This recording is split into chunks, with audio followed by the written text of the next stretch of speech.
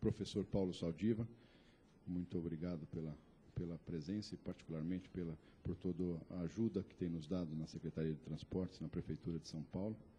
E a Niege, presidente do Grupo Metropolitano, que participou dessa experiência e tem apoiado o programa de álcool na cidade de São Paulo de transportes públicos. O que eu acho aqui que vale a pena a gente discutir um pouquinho, conhecer, é o que leva a Prefeitura ou qualquer órgão público a buscar uma alternativa energética nos transportes públicos, como foi feito aqui na cidade de São Paulo. Nesse período que nós estamos testando essas tecnologias, e a do álcool é uma delas, houve muito questionamento das empresas, das pessoas, da sociedade, da própria imprensa, de qual o motivo que leva não só a Prefeitura, mas também as empresas que participam, que fazem o transporte na cidade, buscarem essas alternativas energéticas. Eu diria o seguinte, que o fundamental é você compreender que a defesa do meio ambiente e a sustentabilidade são questões de interesse público. Esse é a principal decisão, ou a principal ponto de partida de um programa como esse. Quer dizer, se nós ficarmos discutindo só a questão do custo, e custo aí, vamos dizer, custo direto, nós não vamos avançar em nada no serviço público, particularmente nas questões voltadas ao meio ambiente. Quer dizer, quando eu comparo uma tecnologia de ônibus a diesel, que teve, ao longo do tempo, já depreciados os seus investimentos industriais, seus investimentos de desenvolvimento tecnológico. Quando eu comparo um combustível que tem os seus problemas ambientais com uma nova tecnologia, é natural que haja uma diferença de custo. Quer dizer, nós estamos aqui avaliando tecnologias novas e que, portanto, o seu desenvolvimento tecnológico, desenvolvimento em pesquisa está em curso, com tecnologias antigas e, portanto, já depreciadas. Então, a consideração de que essa questão é de interesse público é fundamental. Quer dizer, a partir do momento que se entende que uma questão é de interesse público, você passa a ter priorização das ações e investimento. E esses investimentos devem ser vistos no longo prazo. Quando nós dizemos hoje, como aqui a Niege mostrou, que o custo de você rodar 1 quilômetro com um ônibus a álcool é superior ao custo de você rodar 1 quilômetro com um ônibus a diesel, é porque estamos analisando exclusivamente a operação do veículo e não o longo prazo. Essa comparação é que é fundamental para que um programa de sustentabilidade, um programa ambiental, dê certo. Quer dizer, você compreender que, havendo interesse público, por que esse interesse público existe? Quer dizer, é a defesa da vida e da saúde das pessoas que está em jogo. E você, na medida do possível, dimensionar esses custos que a sociedade tem por uma operação inadequada de algum sistema, e no caso aqui o sistema de transporte público. Esse é um dos itens onde o professor Paulo Saldiva mais tem contribuído para a cidade de São Paulo. É analisar, à luz da verdade, qual é o custo de um determinado sistema que empurra as pessoas para o sistema de saúde. Quer dizer, força que o sistema de saúde complemente uma operação inadequada. Então, dessa forma é que nós temos que analisar. E é assim que a Prefeitura tem buscado analisar as questões e, por isso, acreditar tanto nos sistemas de transporte limpo, como é o que nós estamos aqui hoje apresentando. Quando nós olhamos de forma macroeconômica essa questão, nós podemos enxergar que, além do custo efetivamente gasto nos transportes, além do custo efetivo para você transportar as pessoas no sistema de transporte público, você tem um custo que está mascarado na sociedade, que é um custo de 200 milhões de reais no sistema de saúde pela utilização de diesel na cidade de São Paulo. 13 milhões de dólares se você pegar só o custo da utilização do diesel na saúde mas o diesel é utilizado só nos transportes públicos, ou seja, nos 15 mil ônibus que circulam na cidade. Essa é a realidade da sociedade.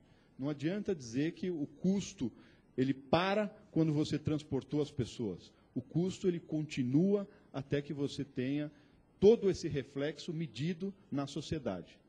Esse é o custo real. Então, a posição da Prefeitura de São Paulo, quando criou a Lei de Mudanças Climáticas, quando olhou para o ano de 2018 e definiu que na cidade de São Paulo toda a frota pública deve utilizar combustível renovável até 2018, foi com essa análise, uma análise macroeconômica, uma análise de interesse público e não uma análise puramente do valor do combustível que você coloca no tanque da sua frota. Isso é fundamental. Em Estocolmo foi feito assim, quer dizer, quando o Estocolmo optou por colocar o álcool no tanque, não quer dizer que o álcool seja mais barato do que o diesel lá em Estocolmo. É que se mediu os resultados, mediu o impacto na saúde, olhou-se as questões de mudanças climáticas e se optou por uma tecnologia que reduza esses impactos. Quer dizer, ou nós acreditamos realmente na defesa do meio ambiente, ou não adianta ficar medindo custos parciais de um determinado sistema e mascarando que eles terminam quando você, no caso de transporte, quando você transportou as pessoas. Então, a mensagem que eu deixo aqui é de que nós acreditamos nesse avanço, mas o avanço tem que ser real e a análise tem que ser com muita lucidez. Quer dizer, não adianta partilhar esses custos e dizer, não, o transporte arque com o seu custo, que o resto do sistema, o resto da população vai arcar com custos que nós não enxergamos se fizermos uma análise parcial. Eu acho que essa é a mensagem principal. Acho que todos os programas mundiais de proteção ao meio ambiente voltados para o sistema de transporte, e particularmente transporte público, têm essa linha, tem esse raciocínio e tem essa mensuração de custos. Os programas dos quais nós puxamos alguns benefícios, puxamos alguns critérios, como foi, por exemplo, da Suécia ou de Estocolmo, trazem essa mensagem e nós estamos adaptando essa situação e essa questão com essa análise global aqui para a cidade de São Paulo. Muito obrigado a todos. Muito obrigado, Marcelo.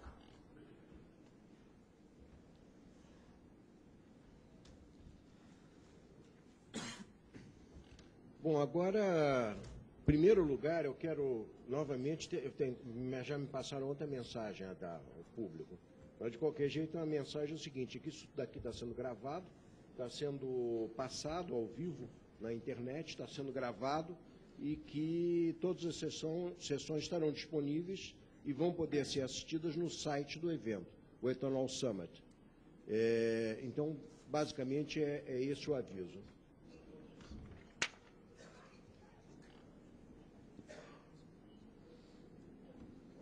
Vamos a algumas perguntas aqui. Uma pergunta para o senhor Lennart.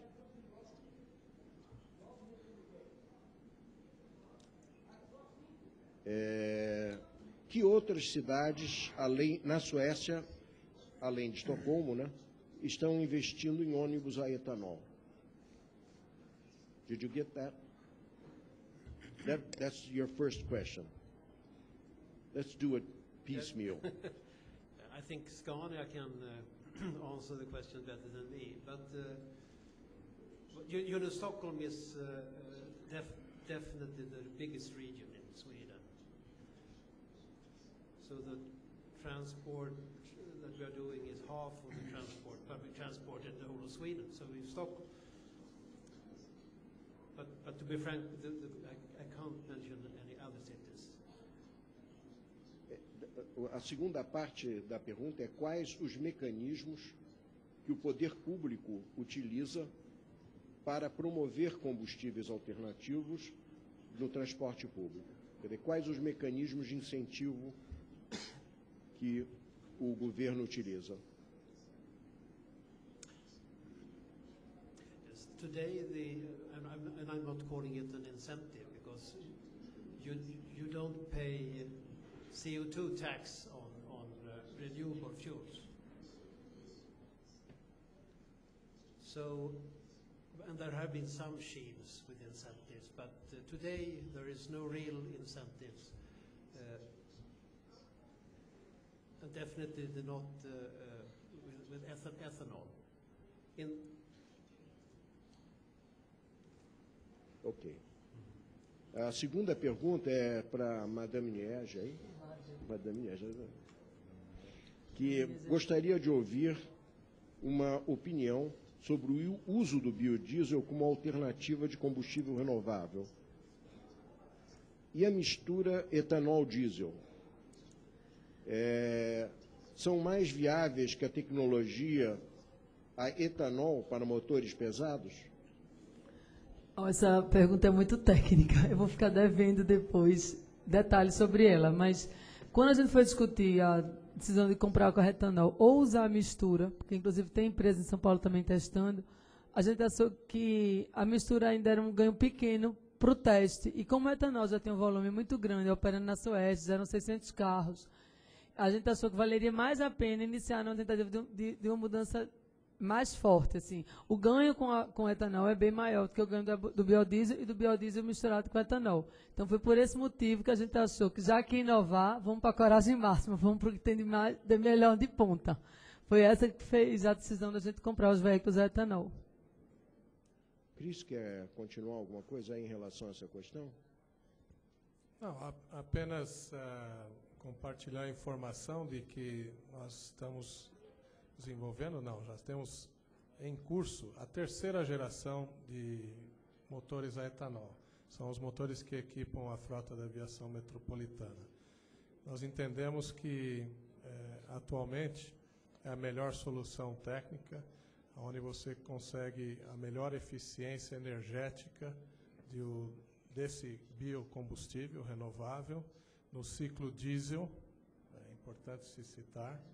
Então, a melhor relação custo-benefício, durabilidade e uptime. Creio que você fez a decisão correta, Niege. Eu estou confiando na escolha, viu? Já falei isso. Apenas concluindo, é a diferença... Na turma da UNDA que não me deixa sem etanol. O resto eu sei fazer. Transportar o povo, né, doutor Marcelo? Você pagando, está tudo certo.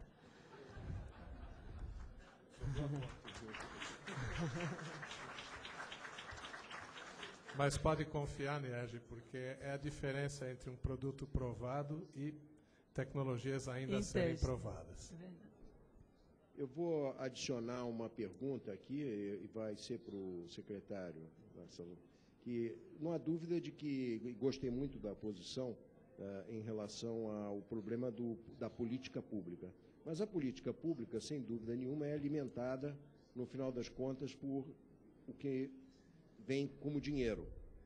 E para poder fazer essas políticas, há um custo. Há muitos anos atrás, o Brasil começou a ter a CID, né? E essa CID, inclusive, antes dela se chamar CID, ela chamava-se Imposto Verde, né? Era um nome bem mais bonito, né? E ela não era um imposto onde o recurso era federal, era o que a gente chamava na época recurso nacional, ou seja, ele era imediatamente redistribuído na mesma proporção do consumo de combustível, ou seja, para as unidades aonde ocorria. O que você acha em relação ao futuro, eventualmente, de uma fonte de receita para dar apoio aos governos que têm essa coragem que você falou aqui? Olha, Cláudio, eu acho fundamental. Agora, é importante que quando a gente está ocupando algum cargo público, a gente incentive, brigue, lute por aquilo que nós achamos que é correto em todos os níveis de governo, mas não podemos esperar que isso aconteça para começar as políticas públicas. Então, quando nós priorizamos essa questão, foi com